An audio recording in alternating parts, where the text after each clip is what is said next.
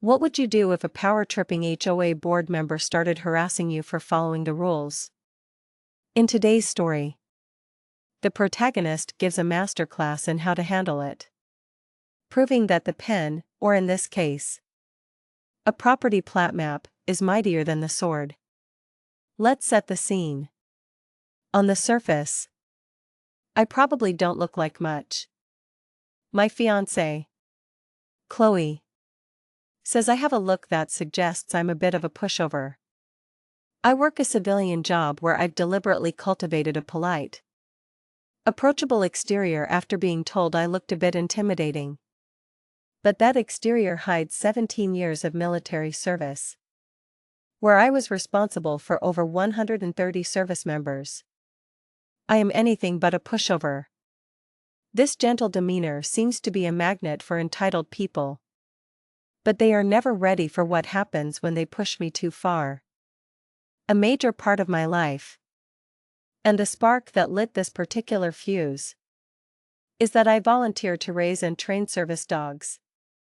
This means that when I have a puppy in my care, I fall under the Americans with Disabilities Act, or ADA, which gives me specific rights about where I can take the dog. At the time, I was raising Oscar, an amazingly well-behaved 6-month-old black lab. This dog was a prodigy. I'd raised a few pups, and Oscar's level of obedience was unparalleled. I could leave him in a sit-stay, even with other dogs around. And as long as I was in his line of sight, he wouldn't move a muscle. I already couldn't wait for him to finish his tour of duty helping a woman named Mrs. C regain her independence so I could see him again. I had my first run-in with the HOA's chief antagonist one Saturday morning. Chloe and I were getting ready for a road trip to see her parents, with Oscar in tow. As any parent or dog owner knows, the last step before a long car ride is the mandatory bathroom break. We went outside. Oscar did his business, and I dutifully grabbed a waste bag to clean it up. I put him into a perfect sit-stay, handed his leash to Chloe, and started walking towards the community dumpster, which was about 100 feet away. I had a clear line of sight to him the entire time. He was sitting alertly, his eyes locked on me, waiting for his next command. As I was walking, I heard a woman screech. It was indistinct, but the tone was pure anger. I'm not one for drama, so I ignored it, deposited the bag in the dumpster, and turned to walk back to Chloe and Oscar. That's when I made eye contact with her. Let's call her Brenda. Brenda was the textbook definition of a Karen. She was no taller than 5 feet, with a hairstyle that screamed, "I demand to speak to the manager." She looked me dead in the eye and shrieked, "Your dog must be on a leash and in your hand. My county and state law says so. I will call the cops. Now. I don't tolerate ignorance. And I believe respect is earned, not given. But Chloe owns our condo and hates confrontation. So for her sake, I decided to try and de-escalate. In a polite but firm voice, I asked, "Ma'am, did you even look over at the dog before you started yelling at me?" She just bellowed again like a banshee. I repeated my question, calmly. This went back and forth 3 or 4 times. My voice steady, hers climbing in pitch and volume with every exchange. At this point, any obligation for civility on my part had evaporated. This revealed Brenda's greatest fatal flaw: she was a bully who only had power when her targets were uninformed or unwilling to confront her. Her entire strategy relied on yelling louder, a tactic that was about to become utterly useless. I dropped my polite civilian mask and unleashed the voice I'd honed over 17 years of dealing with insubordination.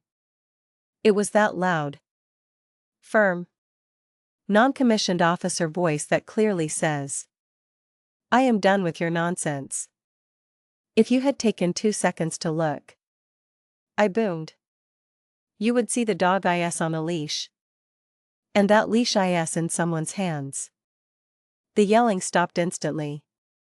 She looked over, saw Chloe holding Oscar's leash, and her face turned bright red. After a moment of sputtering, she managed to muster, you could just say thank you. I replied curtly, shut the fuck up and get out of my face. She waddled off quickly and disappeared into her condo. My next encounter with Brenda came a while later. I was grilling. Now, I need to explain the rules. I grew up in the South, where there's a holy distinction between grilling and barbecuing. Barbecue is a low and slow affair. Hours over hardwood coals or wood smoke. Grilling is just cooking food quickly over a flame. The HOA had sent out a reminder, no beaking on the premises and no charcoal grills. As one commenter on my story later perfectly captured the sentiment. Who the fuck bans grilling/barbecue/smokers? I read the notice and thought, awesome. I went out and bought a small propane grill. It's not true barbecue, but it beats cooking a steak in a pan. So there I was, happily grilling, when I heard that all too familiar banshee cry. Again. She didn't approach me like a reasonable person. She just started screaming from a distance. I didn't even let her get going this time. I looked her right in the eye and said in that same firm voice, shut the fuck up and go away. If you say one more word, I'll be the one calling the cops for harassment by an HOA member. She sputtered something about no grilling or open flames. And I told her to show me the rule in writing. And that it had to come from someone other than her. She waddled off in a huff. And a short time later, the HOA president himself, a man we'll call Mr. Peterson, approached me with the official bylaws in hand. As I sat down to read them, my fiancée Chloe, who may be non-confrontational but is no pushover, saw her opportunity. She had been in an ongoing dispute with the HOA, who were trying to force her to pay for something unjustly. It had escalated to the point where the state attorney's office was asking the HOA some very uncomfortable questions on her behalf. Chloe walked over and introduced herself to Mr. Peterson. The moment he connected her name to the person the state attorney was investigating, his entire demeanor changed. Suddenly, he was the model of politeness. Brenda tried to seize the moment to play the victim, telling Chloe how mean I was and how I needed to learn some manners. My brilliant fiancé let her spin her entire tale of woe. When Brenda finally finished, Chloe looked her dead in the eyes and said, you know, I was the one holding the leash. And I was standing right here when he was grilling. You got the same respect you gave. Brenda went pale and faded into the background. But Mr. Peterson, trying to reassert his authority, stepped in. He told me I couldn't have the grill, that I could be fined, and that if he had to come back, he would be the one calling the cops. At that moment, Mr. Peterson made a critical error. By siding with the shrieking Brenda instead of seeking a reasonable compromise, he unknowingly rubber-stamped his own removal from the board. He just didn't know it yet. Roger that. Press. I said. If there's one thing my job in the military has taught me, it's how to read, interpret, and enforce regulations. Nothing gives me more satisfaction than using the black and white text of a rulebook to shut down an arrogant superior. He wanted me to follow the rules? Copy that, buddy. As another person later commented, having a military background creates the perfect storm to exploit paperwork technicalities and loopholes. My research began. I found that in my state, no HOA bylaw is enforceable if it isn't filed in the state database. Our HOA's bylaws were last updated in 1994. I also found that the HOA bylaws deferred to the County Fire Code, which in turn follows the National Fire Protection Association, or NFPA, standards. But the true gem was finding the exact latitude and longitude coordinates for the HOA's property lines. I got a login for the state database and printed a copy of the official filed HOA bylaws. I printed the relevant NFPA regulations, which stated that in a multi-family dwelling, you can store propane tanks no larger than 2.7 liters, up to a cumulative total of 5.4 liters. Then, I went to the hardware store and bought a rope, a tape measure, and some stakes. I pulled up Google Maps, plotted the HOA boundary line, and found it, a drainage ditch, not 10 feet from my grilling spot. That was unequivocally city property. I took my coordinates and my stakes and carefully marked off the section of city land. Now for the revenge. I called the city and county fire departments to request a permit to grill on that specific piece of public property. They told me I didn't even need one, that nobody would care. I insisted. It cost me $100 for 2 different open flame event permits.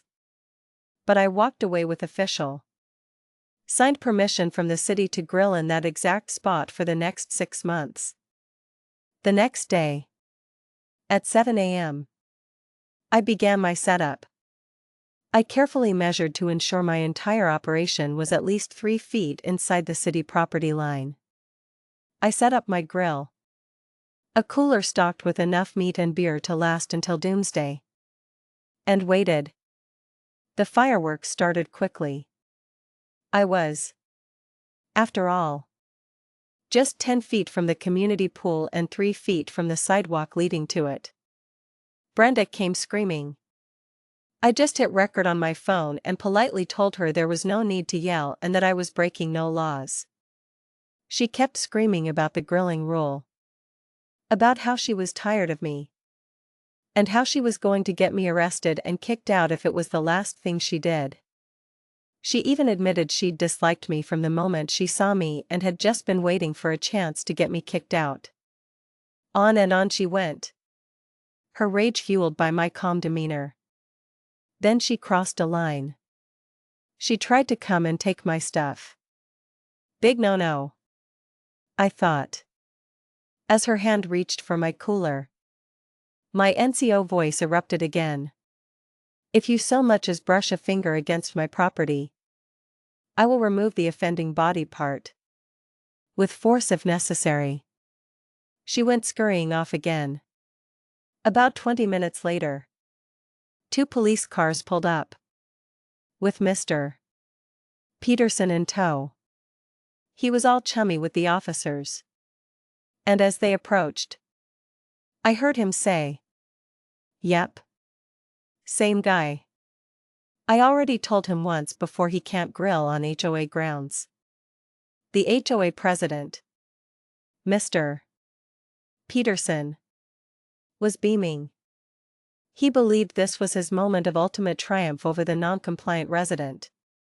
He had no idea he was standing 10 feet from the blast radius of a perfectly legal, meticulously planned, and fully documented explosion of malicious compliance. One officer stayed with the smug-looking president while the other walked up to me. I could hardly contain my glee. I had a massive grin on my face as I asked, "What seems to be the problem, officer?" He was a bit thrown by my joyous expression but launched into his speech. He informed me that I was in violation of the bylaws, that I'd been warned, and that I was about to receive a ticket for disturbing the peace for threatening Brenda. A ticket for an illegal open flame. And a ticket for illegal storage of flammable substances.